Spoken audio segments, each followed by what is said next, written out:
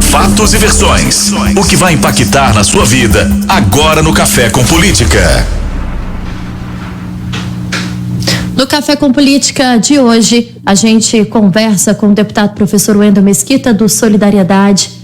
Olá, deputado, prazer falar com o senhor aqui na Rádio Super.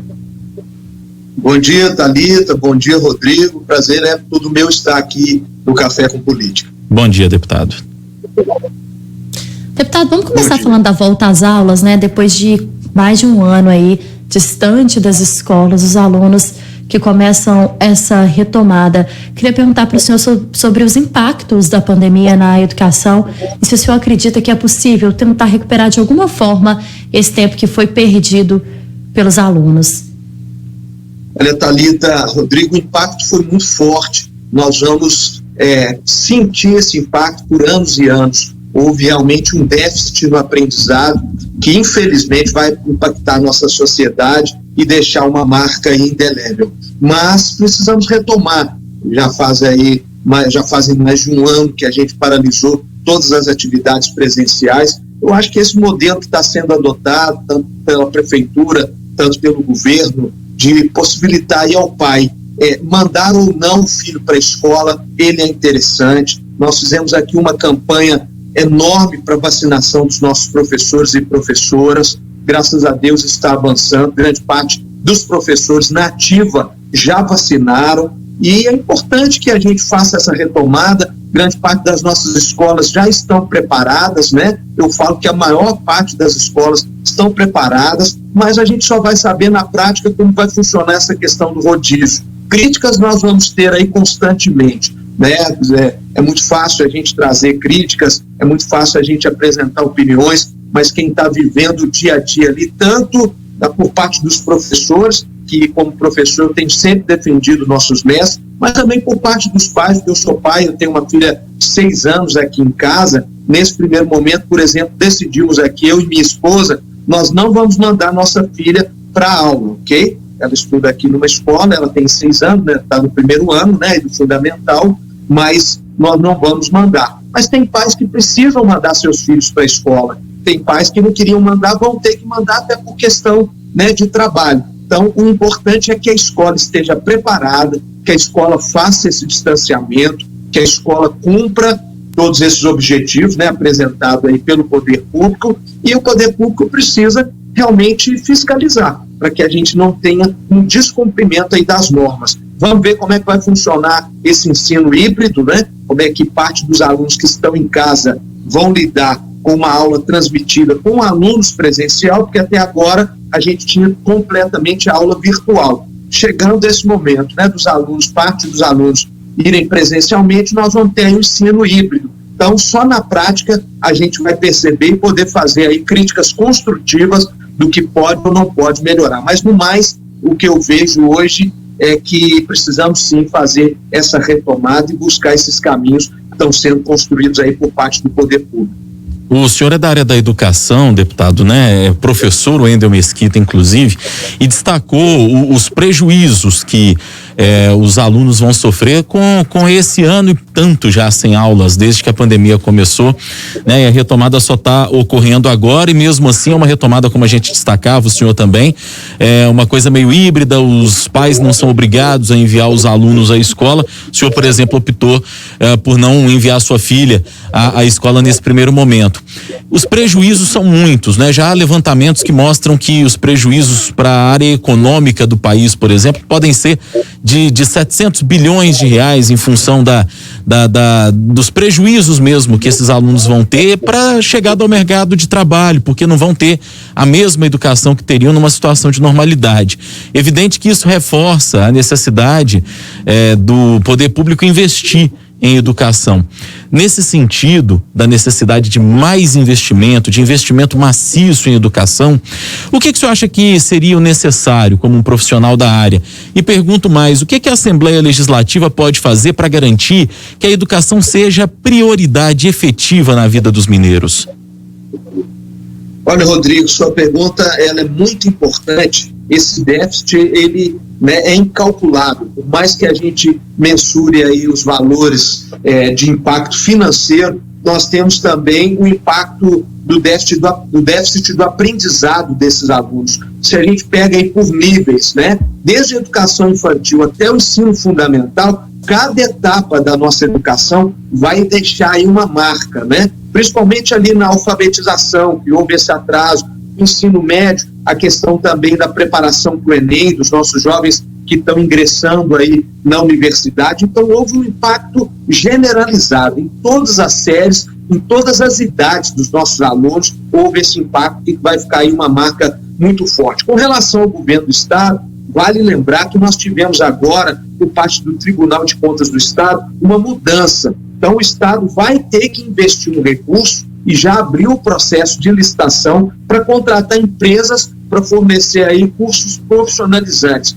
Isso é importante, que hoje a gente vê que o nosso mercado de trabalho, e vocês até apresentaram aí uma matéria, né, sobre o trabalho infantil, então hoje há uma necessidade muito grande, né, desse primeiro emprego. Então esse investimento do Estado, ele vai fortalecer, mas nós não podemos ficar por aí, nós temos que melhorar a qualidade de ensino e tentar minimizar um pouquinho todo esse impacto aí causado pela pandemia. E só se faz isso com investimento, né? Eu falo aqui, tem algumas ações positivas, o próprio governo do Estado lançou aí o projeto Mãos à Obra, já está na sua terceira etapa, onde ele tem investido aí um recurso considerável, né, na reforma de escolas no Estado. Mas, Rodrigo, eu tenho andado por esse estado de Minas Gerais e fico cada vez mais preocupado, né, de ver a falta de estrutura de muitas escolas da rede pública. Recentemente eu estive lá no Vale do Jequitinhonha, na cidade de Jequitinhonha, tem escolas lá que nunca receberam nenhum incentivo, né, financeiro para reestruturação. Inclusive eu mandei lá emenda parlamentar, ano passado consegui atender 80 escolas, esse ano deve superar o número de 80 escolas que eu estou conseguindo atingir aí através de emenda parlamentar, mas isso não pode ser uma ação só específica de cada deputado. Nós precisamos somar forças. Eu tenho conversado com o presidente da Comissão da Defesa dos Direitos da Pessoa com Deficiência, eu tenho também visitado as escolas especiais, as APAES, e nós estamos vivendo um momento crítico, tá? As escolas especiais no ano passado quase fecharam, né? As mais de 20 escolas que nós temos no estado. Se não fosse uma força-tarefa da comissão, né, presidida por mim, a gente teria aí perdido mais de 20 escolas, e eu tenho começado também com as direções das escolas estaduais, aí estado afora. A gente precisa fazer uma força-tarefa. E a Assembleia já está debatendo o que a gente pode contribuir com esse processo, né? Temos feito lá uma série de audiências públicas, agora mesmo discutimos o tema da municipalização, que é um tema que está em vigor, trouxemos aí algumas críticas construtivas, né, com relação a grande parte dos municípios que não tem condição financeira de assumir esse ensino, e eu fico muito preocupado com a qualidade desse ensino, passando para o município ela cair, que hoje a per capita, o dinheiro que o Estado investe nesses alunos das primeiras séries do ensino fundamental é muito maior do que o investimento que fazem grande parte dos nossos municípios mineiros. Então a gente está debatendo, a gente está construindo, apresentando projetos de lei, e eu tenho certeza que nós vamos aí cada vez mais avançar na qualidade do ensino aí em Minas Gerais e vamos buscar esse resultado positivo e minimizar esse impacto aí causado pela pandemia, que foi triste para todo mundo. Deputado, vamos trocar um pouco de assunto, sair um pouco da educação e falar da situação do acordo da Vale. Há aí uma discussão, né, uma disputa, e quase que a gente pode já considerar política mesmo entre o governo e a Assembleia Legislativa. O governo que anunciou esse acordo, mas ainda há muita dúvida, né? E a Assembleia cobra esses esclarecimentos em relação a como esse dinheiro vai ser utilizado. A gente falava há pouco sobre as cidades também que podem ser beneficiadas com esse acordo e que também cobram uma posição mais assertiva do governo. Queria saber do ponto de vista do senhor, como é que os deputados estão lidando com essa questão desse acordo, como que estão as discussões na Assembleia, como que a Casa pretende cobrar do governo uma resolução mais rápida desse assunto. Olha, Thalita, eu tenho visitado algumas cidades aí com o governador e vale lembrar que esse acordo ele vai trazer um impacto muito positivo para o Estado, né? Só esse ano são 11 bilhões, como já vem anunciando aí vocês, toda a imprensa mineira, mas diretamente, né, muito recurso aí para a questão de infraestrutura. Vale lembrar também dos hospitais regionais. agora há pouco mesmo eu dei até uma entrevista para uma rádio Teófilo Otoni e falava sobre isso, sobre a questão lá do hospital regional, não só em Teófilo Otoni, mas como em Divinópolis, como em Sete Lagoas.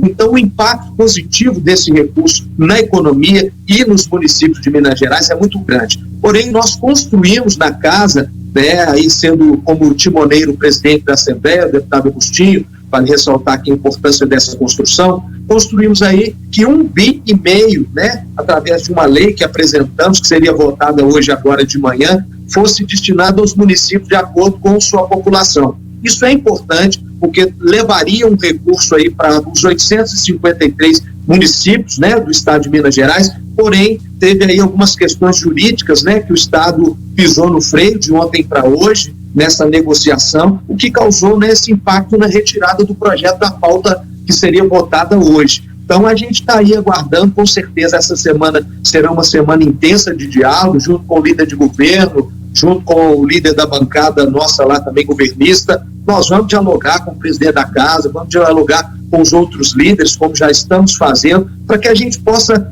né, chegar no denominador comum, como foi a questão, né, do auxílio emergencial que foi aprovado aí em conjunto, né, uma ideia que surgiu da Assembleia, projeto apresentado pela Assembleia, que já foi sancionado pelo governo do estado. Então a nossa expectativa é que dentro dessa semana, no mais tardar na próxima semana, a gente chegue num acordo, que o governo possa chegar num acordo aí com os outros blocos, né, chamado blocos independentes, e que a gente possa votar esse projeto, porque Minas clama por esse recurso, né? Os municípios clamam, e vale lembrar, a gente falando agora há pouco aqui de educação, parte desse recurso da Vale também será investido na reforma de escolas. Isso é muito positivo. Nós temos, como eu disse, um déficit muito grande de estruturação das nossas escolas estaduais. Tem escolas que estão em condições precárias, e vale lembrar que esse recurso da Vale, além de melhorar a infraestrutura na questão de estradas, né, na questão dos hospitais regionais, de também impactar diretamente nos 25 municípios aí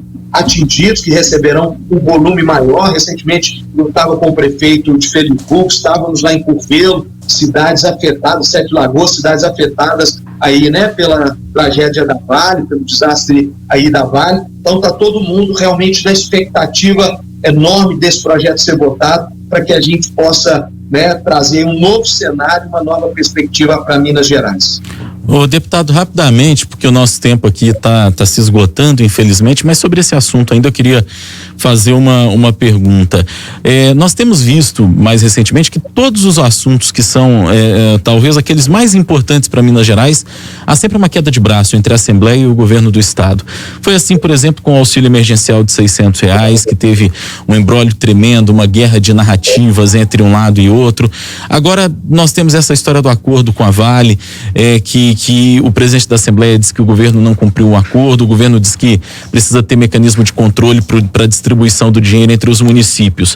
O que está faltando para haver uma sintonia maior entre os poderes e para que o cidadão, na última instância, não fique prejudicado, esperando talvez anos para ver uma obra, para ver esse dinheiro chegar ao seu município?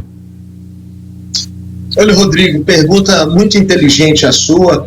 A minha opinião é que sempre o cidadão é que precisa, agente político, nós agentes políticos, precisamos ter sempre o foco voltado para o cidadão. Então, o que está faltando é a gente realmente deixar a questão partidária, deixar a eleição do ano que vem de lado, e a gente fazer essa construção pensando lá na ponta. Então, o que vai ser de benéfico esse projeto lá para o cidadão? Os benefícios são enormes, eu já citei aqui alguns: infraestrutura, saúde, educação. Então nós temos dois gestores aí que estão à frente, tanto o Agostinho quanto o governador Zema, são pessoas de muita habilidade, são pessoas que têm essa visão, né, de governar pensando lá na ponta. Então, eu acho que realmente temos hoje um secretário de governo que também tem uma grande habilidade. Eu tenho convivido muito com o Igoreto e sei, né, da força que ele tem, do esforço que ele está fazendo nessa construção de diálogo. Então, a gente precisa, nesse momento, né, deixar um pouco da bandeira partidária de lado, deixar um pouco da eleição do ano que vem de lado